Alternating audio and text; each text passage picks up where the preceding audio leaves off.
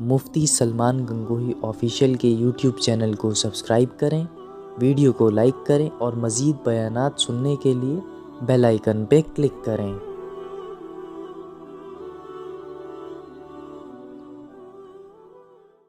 عمل صالح عمل صالح ایمان کو تقویت پہنچانے کے لیے اور ایمان اور عمل صالح کو سہارا دینے کے لیے ذکر تسبیح اس کو اختیار کرنا ہے۔ تو جو آدمی اس ترتیب سے زندگی گزارے کہ تو ایمان خالص رکھے، اس کے بعد عمل صالح کا اہتمام کرے اور عمل صالح کو اپنا ذکر شغل تسبیح وغیرہ سے اس کو سہارا دے اس کو، تو وہ اگر اسی زندگی کے بعد اگر کوئی تھوڑا سا غلطی بھی ہو جائے تو اللہ تعالیٰ اس کو معاف فرما دیتے ہیں۔ تو یہ ہوتا ہے جب جیسے مولانا نے فرمایا کہ تقویٰ ہوتا ہے، تو جب تقویٰ اختیار کرتا ہے تو دھیان اللہ کی طرف لگا رہتا ہے کہ انسان کے کبھی بھول چوک ہو جاتی ہے تو ایسی صورت میں ہمیں توبہ استغفار کرنا ہے، اللہ تعالیٰ ہم گناہ کو معاف فرما دیتے ہیں۔ اللہ تعالیٰ فرماتے ہیں کہ ہر آدمی چاہتا ہے کہ اپنے مالک کی طرف لوٹ آئے۔ ہم جب کہیں چلے جائیں، سفر میں چلے گئے کہیں پر، تو ہمارا جی چاہتا ہے کہ کام پورا ہوتے ہی ہمیں واپس گھر جانا ہے۔ ماں باپ کے پاس جائیں گے، ہم گھر والوں کے پاس جائیں گے، اساتذہ کے پاس جائیں گے۔ اسی طرح ہم دنیا میں آئے ہیں عارضی طور پر اور ہمیں واپس جانا ہے، اللہ کی طرف واپس جانا ہے۔ تو اللہ تعالیٰ فرماتے ہیں جو لوگ اللہ کے پاس آنا چاہتے ہیں ان کو کیا کرنا چاہیے؟ ایمان کے بعد کیا ہے آیت؟ منظور اللہ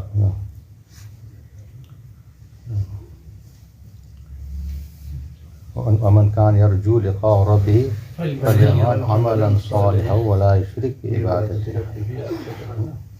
تو جس آدمی کو اللہ کے پاس لوٹنا ہے، ارادہ ہے ان کو، تو کیا کہ ایمان کے بعد ان کو عمل صالح کرنا ہے، اور شرط یہ ہے کہ شرک نہ کریں۔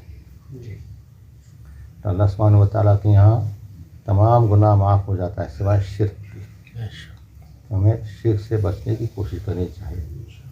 حدیث پاک میں آتا ہے کہ آدمی نماز پڑھتا ہے اللہ کو راضی کرنے کے لیے، نماز پڑھتا انداز ہوا کہ کوئی مجھے دیکھ رہا ہے، کوئی آ گیا مسجد میں، کوئی کمرے میں آ گیا، تو کیا کرتا ہے؟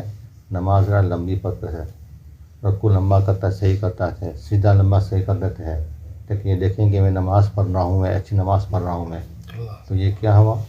شرک کے خفی ہو گیا۔ یہ نماز اللہ کے نہیں ہوئی، اب تو یہ نماز کسی اور کی ہو گئی۔ اب تو ہمیں اپنا اعمال کا جائزہ لیتے رہنا چاہیے ہمیں کہ ہم کس رخ پر جا رہے ہیں، ہم اللہ کے قریب جا رہے ہیں یا اللہ سے ہٹے دور جا رہے ہیں کہ ہم ہر آدمی کو اپنی زندگی کا جائزہ لینا چاہیے۔ اس کو کہتے ہیں محاسبہ کرنا، ہمیں ہماری زندگی نبی کریم صلی اللہ علیہ وسلم کے بتائے ہوئے طریقے کے قریب ہے یا نہیں ہے۔ عمل صالح کی تشریح کیا بتاتے ہیں؟ عمل صالح کی تشریح یہ بتاتے ہیں کہ جو چیز نبی کریم صلی اللہ علیہ وسلم نے فرمایا ہے اس کو ہم عمل کریں، جس چیز نبی کریم صلی اللہ علیہ وسلم منع فرمایا اس ہم رک جائیں، یہ عمل صالح۔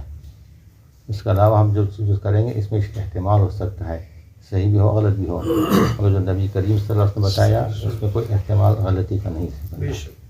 تو ہمیں اپنی زندگی کو نبی کریم صلی اللہ علیہ وسلم کے بتائے طریقے کے مطابق بنانے کی کوشش کرنی چاہیے، اور ہمارے عمل جو ہے ان کے مطابق ہونا چاہیے۔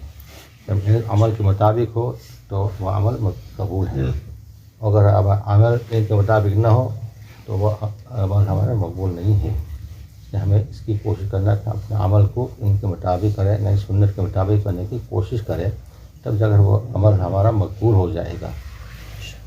اللہ تعالیٰ ہمیں اس کی توفیق عطا فرمائے، ہم اپنی زندگی کا مقصد سمجھ کر اس کے مطابق اپنی زندگی گزارے۔ مرنا سب کو ہے، اللہ کے یہاں سب کو جانا ہے، مگر ہمیں اس کا خیال رکھنا ہے کہ ہم اس حالت میں جائیں کہ اللہ تعالیٰ ہم سے راضی ہو، ہم اللہ تعالیٰ سے راضی ہو، کسی کا حق ہمارے ذمہ واجب الادا باقی نہ رہے۔ اس حالت میں اگر ہم اللہ کے پاس پہنچیں گے تو ہم خوش نصیب ہوں گے۔ ہم حدیث پاک میں کیا آدمی اگر انتقال ہو گیا اور قرض چھوڑ کر چلا گیا، یہ حقوق العباد میں سے ہے، تو وہ یہ حقوق العباد کی وجہ سے وہ کو روکا جائے گا ان کو۔ اندازہ لگایا وہاں تو ہم ہر آدمی خواہش کرے چل جنت میں چلے جائے، پھر یہ قرض کی وجہ سے وہاں روک لیا جائے گا. تو اس لیے ہمیں حقوق العباد کی بہت فکر خیال کرنی چاہیے کہ حقوق العباد کو ہم جہاں تک ہو سکے اس کا ادا کرنے کا ہم اہتمام کریں. ہمارے حضرت شیخ رحمۃ اللہ علیہ اپنا وطن کانڈلا جایا کرتے تھے. جب وہاں جاتے تھے تو سب اپنے رشتہ داروں سے ملاقات کیا کرتے تھے. ایک رشتہ دار کے پاس گئے تو کہا کہ وہ کھیت میں ہے. وہ جب کھیت میں گیا حضرت شیخ رحمۃ اللہ علیہ ملاقات کے لیے سلام کیا، سب پیٹ پھیر دی، منہ پھیر دیا، انہوں نے پیٹ کر دیا اس کی طرف. حضرت دوسرے گئے سلام کیا، پھر سوڈے منہ کر دیا اس نے. تو پھر حضرت سلام کر کے واپس آئے. جو حضرت کے ساتھ جو خادم تھا اس نے کہا حضرت کہ دوبارہ بھی جائے کہ ایسے بد مزاج آدمی کے پاس، بد اخلاق آدمی کے پاس؟ نے کہا کہ وہ ان کا عمل ہے، یہ میرا عمل ہے، میں تو شریعت کے مطابق عمل کروں گا، میں تو اچھا وہ نہ کریں. تو حضرت شیخ کی جو نیت تھی، اخلاص والی نیت جو تھی، اس کی برکت کیا ہوئے آخر میں جا کر یہ آدمی اس کی شرمندہ ہوئے. تو حضرت شیخ کے پاس آ کر بیٹھ ہوئے، معافی مانگی، اور یہاں تک اتنی محبت بڑھ گئی کہ گھر میں کوئی چیز خریدنا بھی ہو تو بغیر حضرت شیخ کی اجازت نہیں خریدتے تھے. یہ شریعت عمل کرنے کی یہ برکت ہے. یہ ہمیں اچھے ماحول پیدا کرنے کی فکر کرنی چاہیے. حالانکہ حقوق ادا کرنے کی فکر ہمیں کرنی چاہیے. والدین کے حقوق ادا کرنے کی فکر کرنی چاہیے. ایک جگہ ایک واقعہ لکھا ہے کہ ایک آدمی اپنے والدہ جو بوڑھی تھی ان کو ایک جو ضعیف لوگوں کے لیے جو انتظام ہوتا ہے وہاں جا کر رکھ دیا ان کو کہ میں والدہ کے ساتھ یہ رہ سکتا ہے. بیوی شکایت کرتی ہے، بچے مانوس نہیں ہے والدہ سے، تو وہاں جا کر رکھ دیا ان کو. اور وہاں منتظم سے کہا کہ دیکھو جب میں والدہ کی طبیعت زیادہ خراب ہو جائے اور تو اس کو مجھے بلا لینا. تو کچھ سالوں کے بعد جب یہ طبیعت خراب ہوئی تو فون آیا کہ دیکھو طبیعت بہت خراب ہو رہی ہے. تو فوراً گئے اس والدہ سے ملاقات کی اتنے سالوں کے بعد. والدہ کہا کہ یہ پنکھا آپ کو کوئی چیز کی ضرورت ہے؟ تو کہا بس یہ پنکھا صحیح کرنا. نہیں کہ اب تو تم مارنے والی ہے، اب پنکھے کا صحیح کرنے کے کیا ہوگا؟ نہیں، یہ پنکھا جو ہے کہہ رہی ہے ٹھیک کرنے کے لیے، میرے لیے نہیں، یہ تمہارے لیے ہے. میں تو قبر میں چلی جاؤں کسی طریقے سے. تو تم آٹھ بچے تو گھر سے نکالیں گے تو تم کیسے رہو گی یہاں پر؟ تم کیسے رہو گے یہاں پر؟ اس کی مجھے زیادہ فکر ہے. تو والدہ کو تو آخر تک بیٹے کی فکر تھی مگر بیٹے کی والدہ کی فکر نہیں تھی. اس لیے ہمیں اپنے والدین کی فکر کرنی چاہیے، ان کی خدمت کرنی چاہیے، ان کی دعا لینی چاہیے. والدین زندگی میں 2 بار ملتے ہیں، 2 بار نہیں ملتے. وہ ہمیں ان کی قدر کرنی چاہیے، ان کے حقوق ادا کرنے کی فکر کرنی چاہیے، ان کی دعائیں لینے کی فکر کرنی چاہیے ہمیں. تب جا کر ہماری زندگی کامیاب ہو جائے گی. ہماری زندگی اسی طرح بھائی بہنوں کا حقوق ہے. جائیداد کے متعلق چھوٹے چھوٹے جھگڑا ہوتا ہے، اس کی وجہ سے بول چال بند کر دیتے ہیں، جائیداد کا حصہ آدھا نہیں دیتے. یہ سب چیزیں جھگڑے کی چیز ہے، ہمارے نقصان دہ ہوتے ہیں. ہمارے حضرت رحمۃ اللہ علیہ ان کے خاندان میں جائیداد تھی مگر حضرت کوئی حصہ جائیداد اس میں نہیں لیا. حضرت نے فرماتے کہ مجھے کیا معلوم اگلے پیڑھی میں وہ حالات کے آیا ظلم آیا، ہم پتہ نہیں مجھے، تو بہتر کہ میں چھوڑ دوں اس کو. تو آپ حق چھوڑنے کے لیے تیار ہو گئے تھے مگر کتنی اچھی زندگی حضرت نے گزاری سب کا معلوم ہے.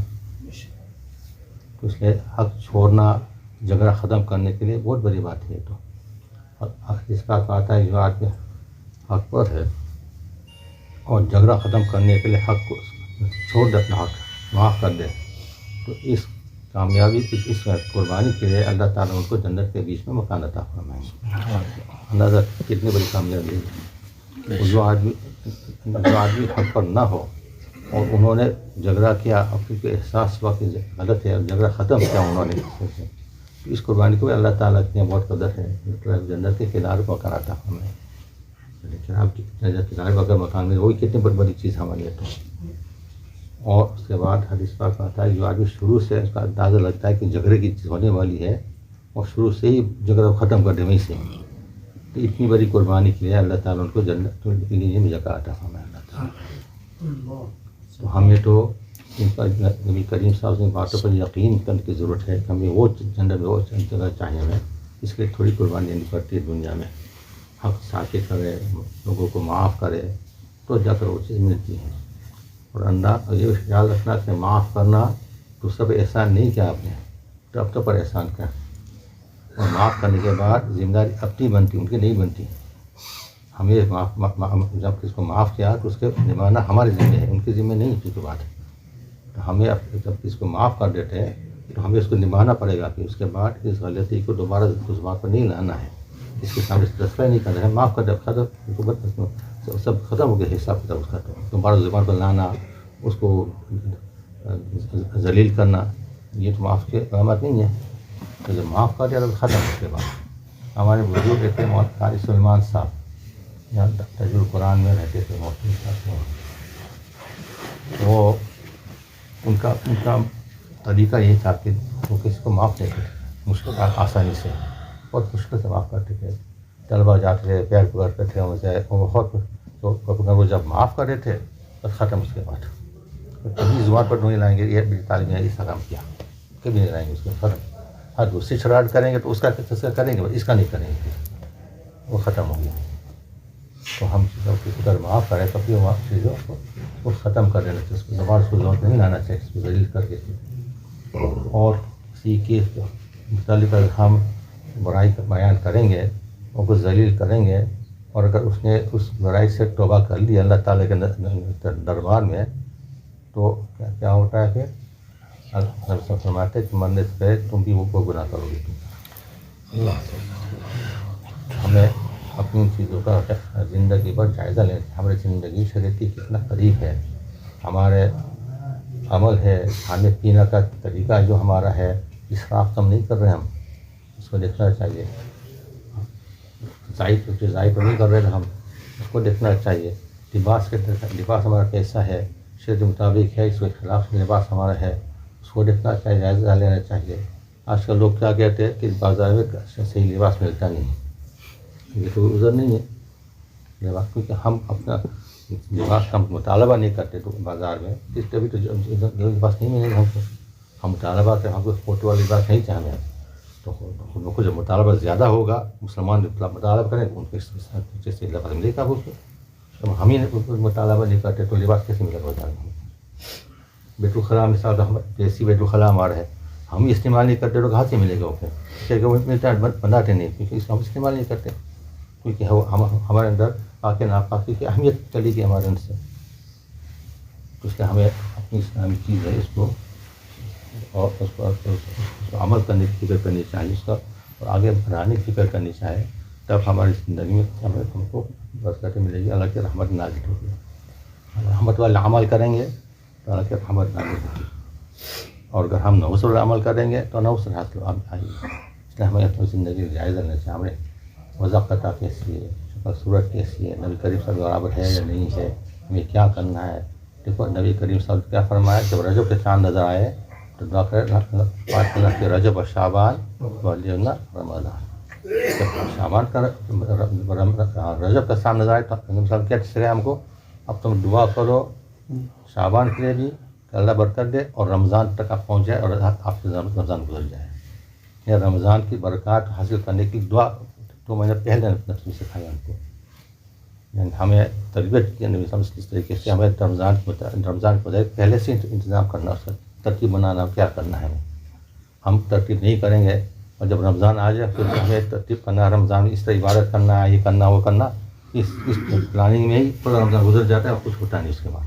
جب پہلے ایسے ہی نظم بنا رمضان ہم ایسے عبادت کریں گے، عام کام کو آگے پیچھے کرتے رہیں گے، عبادت زیادہ کریں گے۔ جیسے رمضان شروع ہو گیا ہم صرف نظم کے مطابق رمضان گزاریں گے تو ہمیں فائدہ ملے گا، اس کو کہنے رمضان کی قدر کی ہم نے۔ اللہ تعالیٰ ہمیں عمل کرنے کی توفیق عطا فرمائے۔ لاہور میں بہت بڑے بزرگ تھے مولانا احمد علی صاحب لاہوری رحمۃ اللہ علیہ، قرآن شریف کے بہت بڑے عاشق تھے، وہ مفسر تھے قرآن کے۔ ایک بار سے پوچھا حضرت قرآن کا خلاصہ کیا ہے؟ ہم بتائیں اگر میں اسٹیشن پر ہوں، ایک پیر میرا ڈبے پر اور ایک پیر پلیٹ فارم پر ہے، اتنی دیر میں پورا خلاصہ بتا سکوں.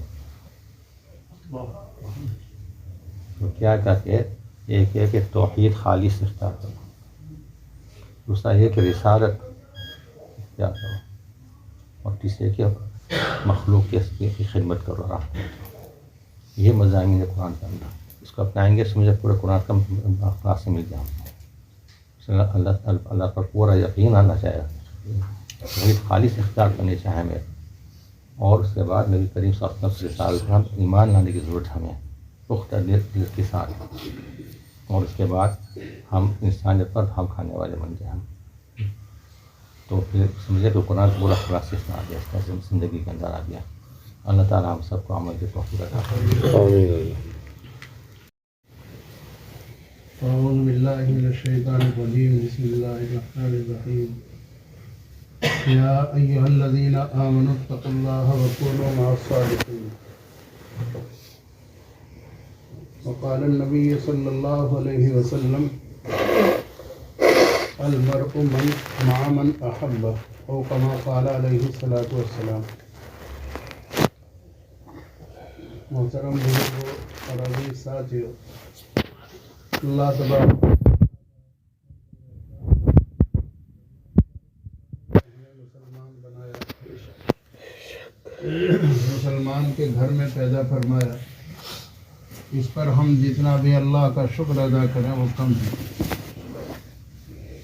اس لیے کہ صحابہ رضوان اللہ تعالیٰ علیہ مجمعین کی زندگی کو اگر دیکھا جائے،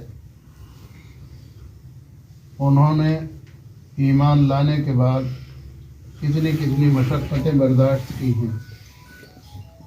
حضرت خباب ابن الارت رضی اللہ تعالیٰ عنہ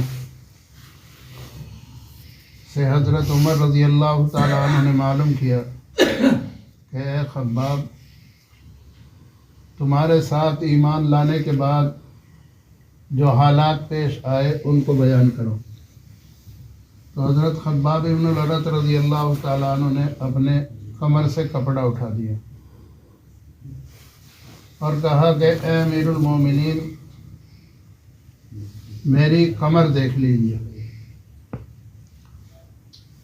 حضرت نے جب دیکھا تو اس کے اوپر ہڈی اور چمڑا تھا، گوشت کا کہیں نشان نہیں تھا. حضرت عمر رضی اللہ تعالیٰ عنہ نے معلوم کیا کہ یہ کیا وجہ ہے. تو انہوں نے فرمایا کہ میں ایک شخص کا غلام تھا، اور وہ جب میں ایمان لایا تو ایمان لانے کے بعد وہ میرا آقا مجھے یہ چاہتا تھا کہ کسی طرح میں ایمان سے پھر جاؤں، لیکن میں ایمان پر جمع رہا. تو اس کے بعد وہ مجھے سزا دیتا تھا کہ آگ کے بڑے بڑے انگارے بچھا دیا کرتا تھا اور مجھے ننگا کر کے ان انگاروں پر لٹایا کرتا تھا، اور میرے بدن سے چربی پگھل کر وہ انگارے بجھا کرتے تھے. یہی حال حضرت بلال حبشی رضی اللہ تعالیٰ عنہ کے ساتھ اور دوسرے حضرات صحابہ رضوان اللہ تعالیٰ علیہ مجمعین کے ساتھ یہ اس طرح کے حالات پیش آئے. اللہ نے اپنے فضل و کرم سے ہمیں مسلمان کے گھر میں پیدا کیا، ایمان والا ماحول عطا فرمایا. اس پر ہمیں اللہ کا بہت شکر ادا کرنا چاہیے. اس وقت میں مسلمانوں پر جو حالات گزر رہے ہیں وہ کسی سے پوشیدہ نہیں ہیں. ہر آدمی اخبار دیکھتا ہے اور دوسرے ذرائع سے معلومات کرتا ہے مسلمانوں پر کیسے حالات گزر رہے ہیں. ان کا واحد علاج یہ ہے کہ ہمیں اللہ کی طرف رجوع کرنا چاہیے، اپنے گناہوں سے معافی مانگنا چاہیے. حضرت مولانا سید مکرم حسین صاحب دامت برکاتہم فرماتے تھے کہ اس وقت میں اللہ تبارک و تعالی مسلمانوں سے ناراض ہے، اسے راضی کرنے کی کوشش کرنی چاہیے. اور اس کے راضی کرنے کا طریقہ یہی ہے کہ جتنا بھی راتوں کو دنوں کو اللہ سے مانگا جائے، اللہ سے کی طرف رجوع کیا جائے، اللہ کے سامنے عاجزی انکساری کی جائے، اللہ تبارک و تعالیٰ اتنے ہی حالات ہم سے راضی ہوں گے اور ہمارے حالات درست ہو جائیں گے۔ نیز جب حالات اس طرح کے حالات آئیں تو ہمیں مایوس ہونے کی ضرورت نہیں ہے، بلکہ اپنی دعاؤں کے اندر اضافہ کرنے کی ضرورت ہے، گناہوں سے احتراز کرنے کی ضرورت ہے، اپنے گناہوں سے خود بھی احتراز کریں اور دوسروں کو بھی اس کی دعوت دیں، جہاں تک ہو سکے برائیوں سے بچنے کی کوشش کریں۔ اس وقت میں مسلمانوں کے حالات بہت زیادہ دیگر گوں ہیں اور بہت زیادہ مسلمان چوری میں، سٹے بازی میں، اسمیک کے خریدنے اور بیچنے میں اور طرح طرح کے حالات مسلمانوں کے اوپر گزر رہے ہیں۔ ان حالات کا واحد علاج یہی ہے کہ جہاں تک ہو سکے خود برائیوں سے بچیں اور دوسروں کو برائیوں سے بچنے کی دعوت دیں، اور جہاں تک ہو سکے اپنے اوقات کو فارغ کر کے کچھ نہ کچھ وقت اس جماعت کے کام میں لگائیں۔ اللہ تبارک و تعالیٰ کو کوئی مشکل نہیں ہے کہ حالات کو درست فرما دے۔ جب اس طرح کے حالات مسلمانوں پر آئیں تو علماء فرماتے ہیں کہ مکی زندگی پر غور کرنا چاہیے، جناب رسول اللہ صلی اللہ علیہ وسلم پر اور حضرات صحابہ رضوان اللہ تعالیٰ علیہ مجمعین پر مکہ مکرمہ میں کیا کیا حالات پیش آئے، کیسی مشقتیں انہوں نے برداشت کی ہیں، تو ہمیں مایوس ہونے کے بجائے اللہ کی طرف رجوع کرنا چاہیے، اپنی زندگی کے اندر تقوی اختیار کرنا چاہیے۔ حضرت معاذ بن جبل رضی اللہ تعالیٰ عنہ، جن کو حضور اقدس صلی اللہ علیہ وسلم نے یمن کا حاکم بنا کر بھیجا تھا، وہ فرماتے ہیں کہ جب مجھے حضور اقدس صلی اللہ علیہ وسلم نے یمن کے اندر بھیجا تو میرا ہاتھ پکڑ کر مجھے اپنے ساتھ دور تک لے کر گئے اور مجھے مختلف نصیحتیں فرمائی۔ سب سے پہلے جو نصیحت حضور اقدس صلی اللہ علیہ وسلم نے مجھ کو فرمائی وہ یہ تھا کہ اتق اللہ، کہ اللہ تبارک و تعالیٰ سے ڈرو۔ اللہ تبارک و تعالیٰ سے ڈرو گے تو اللہ تبارک و تعالیٰ حالات کو درست فرما دیں گے۔ اور جہاں تک ہو سکے آدمی کو اپنی زندگی کے اندر تقوی اختیار کرنا چاہیے۔ تقوی کہتے ہیں برائیوں سے بچنا، اور حضور اقدس صلی اللہ علیہ وسلم نے جن باتوں کا حکم دیا ہے ان باتوں کو اپنی زندگی میں لانا اور ان کے اوپر عمل کرنا۔ تو یہ تقوی والی زندگی اگر ہمیں حاصل ہو گئی تو محترم بزرگوں اور دوستوں، اللہ تبارک و تعالیٰ بہت جلدی ہمارے حالات کو درست فرما سکتے ہیں، پوری امت مسلمہ کے حالات کو درست فرما دیں گے۔ اور اللہ تبارک و تعالیٰ نے جگہ جگہ تقوی کا تذکرہ کیا ہے اور بے شمار آیات میں، اور حضور اقدس صلی اللہ علیہ وسلم نے احادیث میں تقوی کا حکم دیا ہے۔ ان اللہ مع الذین اتقوا ولباس التقوی ذلک خیر ومن یتق اللہ یجعل له مخرجا ویرزقه من حیث لا یحتسب۔ اللہ تعالیٰ مختلف انداز میں لوگوں کو سمجھا رہے ہیں کہ جو آدمی تقوی اختیار کرے گا اور پرہیزگاری اختیار کرے گا، اللہ تبارک و تعالیٰ ہر تنگی میں اس کے لیے راستہ کھول دیں گے اور ایسی جگہ سے اس کو روزی عطا فرمائیں گے جہاں سے وہم و گمان بھی نہیں ہوگا۔ اس لیے ہمیں چاہیے کہ ہم تقوی والی زندگی اختیار کریں۔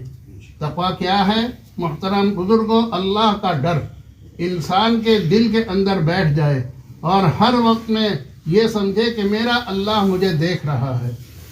یہ تصور اگر انسان کے اندر پیدا ہو جائے، تنہائی میں بھی 7 تالوں کے اندر اگر کوئی شخص ہے وہاں پر بھی یہ تصور کرے کہ اللہ تبارک و تعالیٰ مجھے دیکھ رہا ہے، تو اگر یہ استحضار ہو جائے پھر انشاءاللہ ہم سے کوئی گناہ سرزد نہیں ہو سکتا۔